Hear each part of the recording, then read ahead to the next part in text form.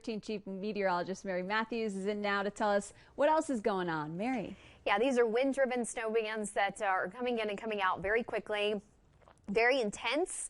While they're around, so they can reduce visibility briefly, but they blink a couple times and it's gone. So that is still associated with the same system that brought us the snow yesterday. So you'll notice across parts of the Palmer Divide right now and even areas into Walsenburg, Trinidad, nice little wave of snow moving through parts of La Vida and the Spanish Peaks. Let's take you into parts of northern sections of El Paso County. Canyon City seeing another little round of snow over the next 15 to 20 minutes. Nice little band moving through parts of Highway 24 right now. We've even had a little bit of thunder snow. Believe it or not. Of course, you'll notice that if we turn on the lightning, you might actually start to see some of that.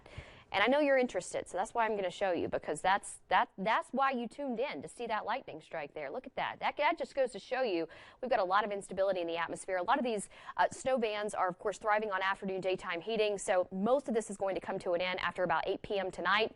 I still think we could have a few little snow bands moving through between about midnight and 2 a.m. in the Pikes Peak region, but we won't give way to any widespread accumulations. Let's take you to the wind with this system.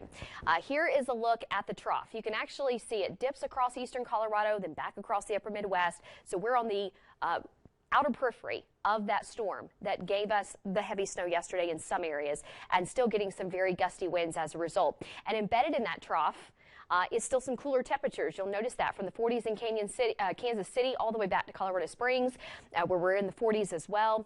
That system will slowly start to pivot east as we move through tomorrow. So as it does so, we're still going to be on the backside of the system. So it's really just going to kind of grow and enhance and then kind of wobble towards the Mississippi River Valley. So it's still going to be windy for us on Wednesday.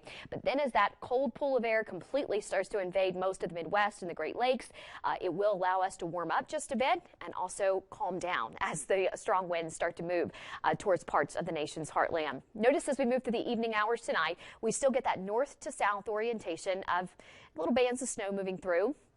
Not any widespread accumulations. Some of these bands that move through from about 10 p.m. to midnight tonight may briefly coat grassy surfaces, but they're going to be moving so fast, I don't think it's going to have time to really do much. So it's nothing to really get too concerned about, especially for your morning commute on Wednesday. You'll notice, though, by Wednesday afternoon, plenty of sunshine in the region, and then we start to get an uptick in activity with the last little round of snow and rain for the southeastern plains between about 1 and 3 p.m. Otherwise, most locations will be staying dry tomorrow. Notice the FUTURECAST wind here. We stop the clock at 3 o'clock tomorrow. These are sustained winds out of the north at about 20 miles per hour. Gusts as high as 40, so still breezy for us tomorrow afternoon, but a little bit warmer. Temperatures will be in the low 40s in northern El Paso County around Monument, 52 in Fountain, 45 in Falcon, and 44 in Woodland Park. 50s across eastern Fremont County and Canyon City, 41 in Westcliff, and 48 in Rye, and 40s to low 50s for the southeastern plains. That warming trend is only going to continue through the end of the week. Calmer for Thursday. Those winds start to back off just a bit. We warm up into the 60s for Teller County by the weekend time frame. Pueblo at 57 degrees on Wednesday, sunny skies and still very breezy, near 70 degrees on Thursday. We're bouncing up into the 70s for Fremont County by the weekend.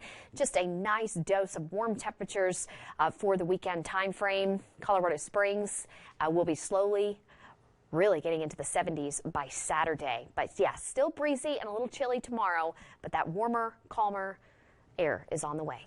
Back to you guys. Sounds good. Mary, thank you.